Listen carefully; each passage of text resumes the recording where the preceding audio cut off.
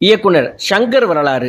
பிரம்மாண்ட இயக்குனர், இந்தியாவின் ஸ்டீவன் ஸ்பீல்பர்க், ஜேம்ஸ் கேமரூன் என்று புகழப்படும் ஷங்கர் இப்படியெல்லாம் யாராவது யோசிப்பார்களா என்று வியக்கும் அளவிற்கு கற்பனை திறன் கொண்டவர். பாடலாசிரியர் எழுதும் ஒரு வரி அல்லது அதில் இடம்பெறும் ஒரு வார்த்தைக்கு கூட சிரத்தை எடுத்துக்கொண்டு அழகு சேர்க்க முனையும் ஒரே இயக்குனர் என்று நிச்சயம் ஷங்கர் அவர்களை கூறலாம். அந்நியன் திரைப்படத்தில் ரெண்டக்க ரெண்டக்க பாடலின் ஒவ்வொரு வரி சொல்லுக்கும் அவ்வளவு அழகு சேர்த்திருப்பார். சிலர் ஷங்கர் வீண் செலவு செய்கிறார் என்று குறை கூறுவதும் உண்டு.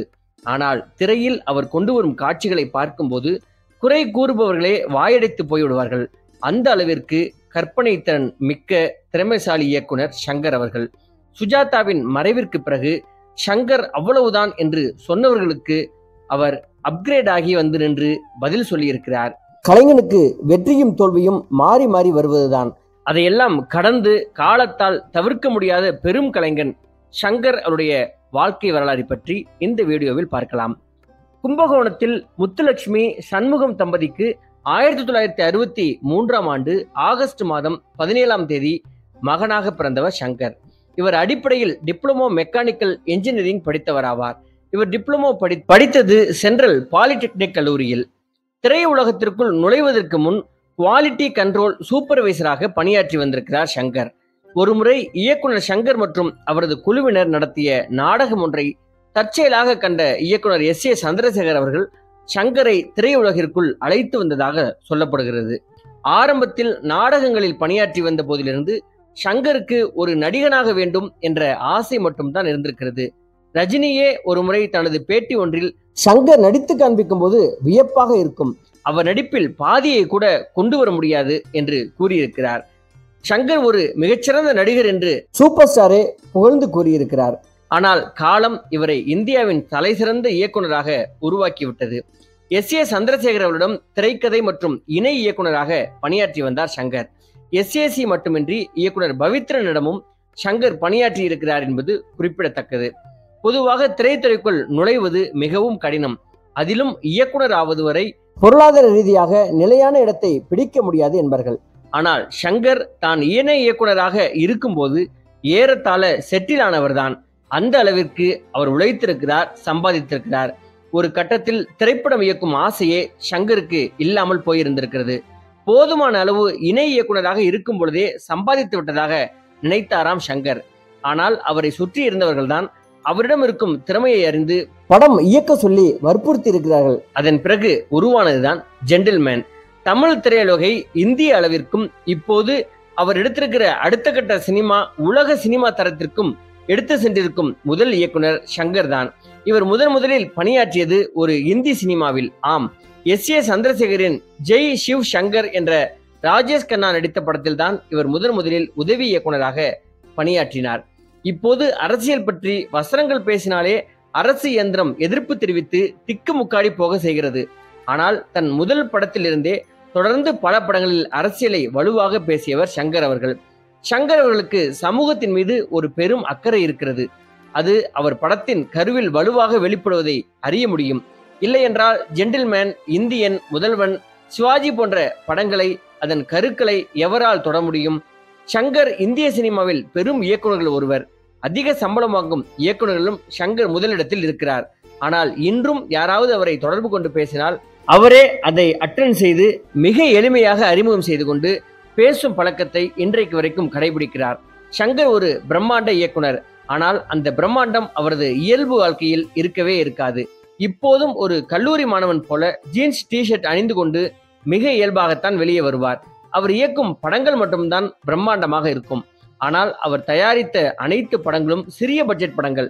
கேட்டால் தன்னால் இயக்க முடியாத படங்களை தயாரித்து ரசிக்கிறேன் என்று கூறுவார். ஷங்கரின் உதவி இயக்குனர் ஒருவர், ஷங்கர் சார் ஒரு மெக்கானிக் மாதிரி, அவரு என்ஜினியரிங் படிச்சுட்டு வந்ததால நட்டு போல்டு மாதிரி ஒவ்வொரு சீனை கரெக்டா ஸ்கிரீன் பிளேல ஃபிட் பண்றாரு என்று பெருமையாக கூறியிருந்தார். தமிழில் 25 ஆண்டுகள் இவர் மொத்தம் 13 படங்கள் தான் இயக்கியிருக்கிறார். அதில் சில படங்கள் மட்டும்தான் தோல்வியடைந்த படங்களாக கணக்கில் கொள்ள முடியும். தமிழில் பெரும் வெற்றியடைந்த முதல்வனை இவர் இந்தியில் நாயக் என்ற பெயரில் ரீமேக் செய்தார். அந்த படம் இவர் இயக்கத்தில் மோசமான ரிசல்ட் கண்ட திரைப்படமாக அமைந்தது. தனது ஒவ்வொரு திரைப்படத்திலும் ஏதாவது ஒரு தொழில்நுட்பத்தை புகுத்த யோசித்துக் கொண்டே இருப்பவர் சங்கர். உலக சினிமாக்களில் இடம்பெற்ற தொழில்நுட்பத்தில் பெரும் பகுதியை இந்திய சினிமாவிற்குள் கொண்டு வந்தவர். சோதனை செய்து பார்த்தவர் என்றால் அது சங்கராக மட்டுமே இருக்க முடியும். தற்பொழுது இந்திய சினிமாவை தன் பக்கம் ஈர்த்த பிரம்மாண்டமான இயக்குனரான ராஜமௌலி அவர்கள் சங்கரை தன்னுடைய குருவாக மெச்சிக்கொள்ளுபவர்.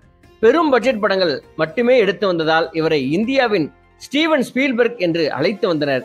பிறகு எந்திரன் படம் துவங்கியதிலிருந்து இவரை இந்தியாவின் ஜேம்ஸ் கேமரூன் என்றும் அழைத்து வந்தனர்.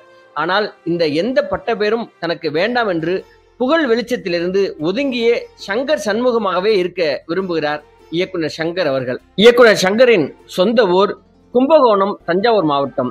இயக்குனர் சங்கர் இயக்கிய படங்கள் ஜென்டில்மேன், காதலன், இந்தியன், ஜீன்ஸ், முதல்வன், நாயக், பாய்ஸ், அந்நியன், சிவாஜி, எந்திரன், நண்பன், ஐ, 2.0.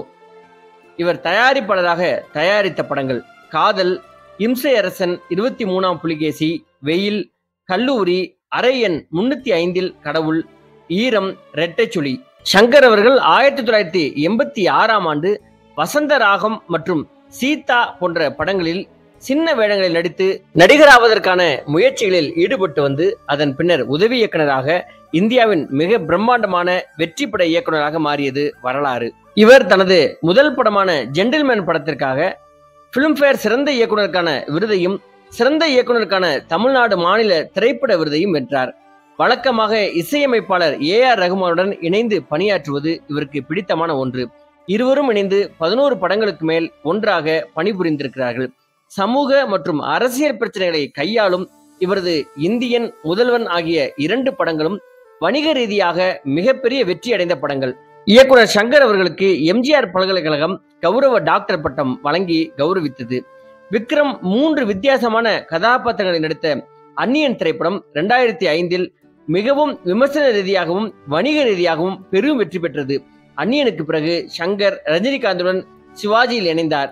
இந்த நேரத்தில் இந்த படம் மிகப்பெரிய பட்ஜெட்டில் எடுக்கப்பட்ட படம். அதன் பின்பு எந்திரனில் மறுபடியும் சூப்பர் ஸ்டாருடன் இணைந்தார்.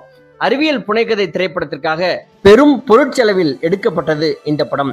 தொடர்ச்சியாக இயக்குனர் சங்கர் அவர்கள் பேன் இந்தியா மூவிகளை தொடர்ச்சியாக இவர் இயக்கிக் கொண்டே இருக்கிறார். இந்த இந்திய திரைவானில் சங்கருக்கென்று தனி இடம் எப்பொழுதும் உண்டு என்பதை யாராலும் மறுக்க முடியாது. நன்றி, வணக்கம்.